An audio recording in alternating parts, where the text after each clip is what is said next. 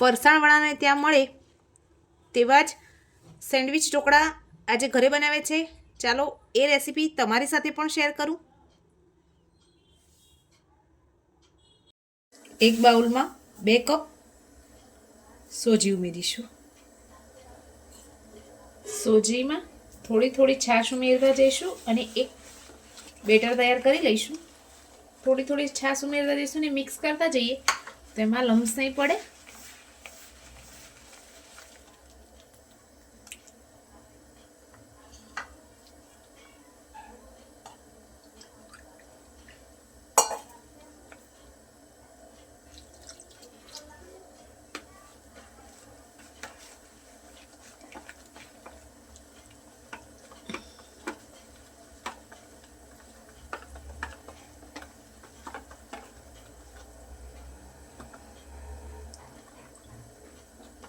બે કપ સોજીમાં આપણે 2 કપ છાશનો ઉપયોગ કરેલો છે.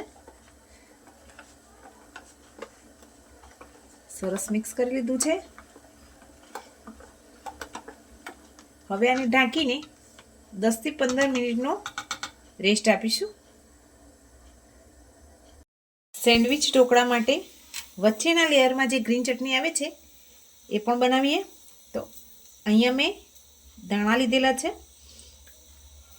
લીલા મરચાં લીધેલા છે, એક તીખું મરચું છે અને એક રેગ્યુલર જે મરચું આવે છે એ છે. 1 ઇંચ આદુનો ટુકડો છે, શિંગદાણા છે, સ્વાદ પ્રમાણે મીઠું ઉમેરીશું, 1 ચમચી જેટલી ખાંડ અને લીંબુનો રસ. એકદમ ચટપટી તીખી મીઠી ચટણી બનાવીશું. તો ચાલો ચટણી બનાવી લઈએ. આપણે આ બધી વસ્તુને મિક્સર જારમાં ઉમેરી લઈશું. મરચાં, આદુ, ધાણાને આપણે એની દાંડલી સાથે ઉમેરીશું. શિંગદાણા ઉમેરીશું, સ્વાદ પ્રમાણે મીઠું, 1 ચમચી ખાંડ ઉમેરીશું, લીંબુનો રસ ઉમેરી લઈશું. આને પહેલાં થોડું દરદરું પીસી લઈએ. ચટણીને થોડી દરદરી આપણે પીસી લીધેલી છે. હવે આમાં 1 ચમચી જે આપણે સોજીનું બેટર તૈયાર કરીને રાખેલું એ ઉમેરી દઈશું. આ ચટણીને આપણે એકદમ પતલી નથી કરવાની, થોડી થીક રહે એ માટે 1 થી 2 નાની ચમચી જેટલું જ પાણી ઉમેરીશું. જો તમારે અહીંયા ગ્રીન ફૂડ કલરનો ઉપયોગ કરવો હોય તો ચટણી પીસતી વખતે 1 ચપટી જેટલું ઉમેરી દેવાનું. હું અહીંયા ઉપયોગ નથી કરી રહી. ચટણી આપણી બનીને તૈયાર છે. હવે એને એક બાઉલમાં અલગથી કરી લઈએ. 10 થી 15 મિનિટ થઈ ગઈ છે. આપણી સોજી પણ સરસ ફૂલી ગઈ છે. હજુ એમાં થોડી છાશની જરૂર છે. છાશ ઉમેરી આપણે બેટરને કન્સિસ્ટન્સી સેટ કરી લઈશું. જ્યારે પણ તમે કોઈ પણ ઢોકળા બનાવતા હોય ત્યારે એક વસ્તુનું ખાસ ધ્યાન રાખવાનું, જેટલા ઢોકળા આપણે બાફવાના હોય એટલા જ ભાગમાં આપણે સોજી ઉમેરવાની છે. આપણે અહીંયા આ બેટરને 2 ભાગમાં ડિવાઈડ કરી લઈશું. બેટરના એક ભાગમાં આપણે સ્વાદ પ્રમાણે મીઠું અને શીંગ તેલ ઉમેરી દઈશું.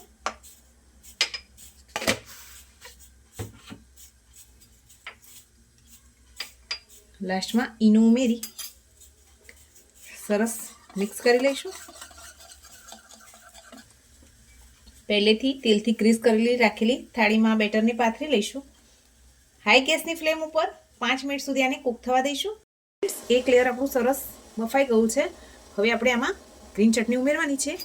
તો એમાં પણ આપણે થોડો ઈનો ઉમેરી દીધો છે. સરસ મિક્સ કરી લઈશું. હવે ચટણીને ઉપર ફેલાવી લઈએ.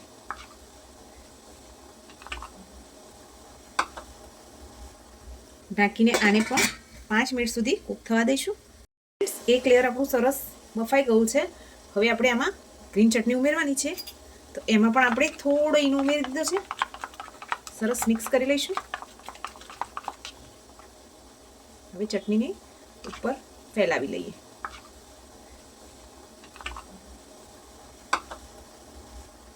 ઢાંકીને આને પણ 5 મિનિટ સુધી કૂક થવા દઈશું. 5 મિનિટ પછી બાકી રહેલા બેટરમાં પણ આપણે સ્વાદ પ્રમાણે મીઠું ઉમેરીશું,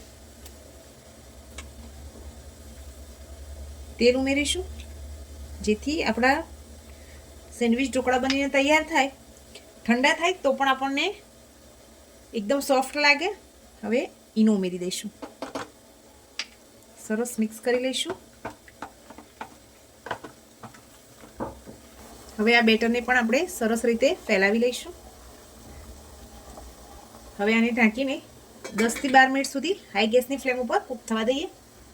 10 થી 12 મિનિટ થઈ ગઈ છે. હવે આપણે ચેક કરી લઈશું ટૂથપીકની મદદથી. એકદમ ક્લીન નીકળે છે એટલે આપણા ઢોકળા સરસ કૂક થઈ ગયા છે. હવે આને નીકાળી અને ઠંડા થવા દઈએ. ઢોકળા આપણા ઠંડા થઈ ગયા છે. હવે એના પીસ કરી લઈએ.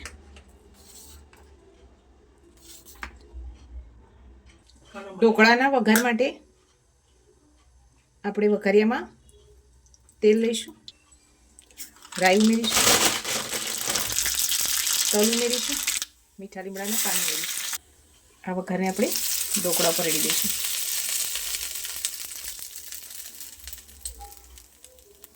અને હવે એક સર્વિંગ પ્લેટમાં સર્વ કરીશું.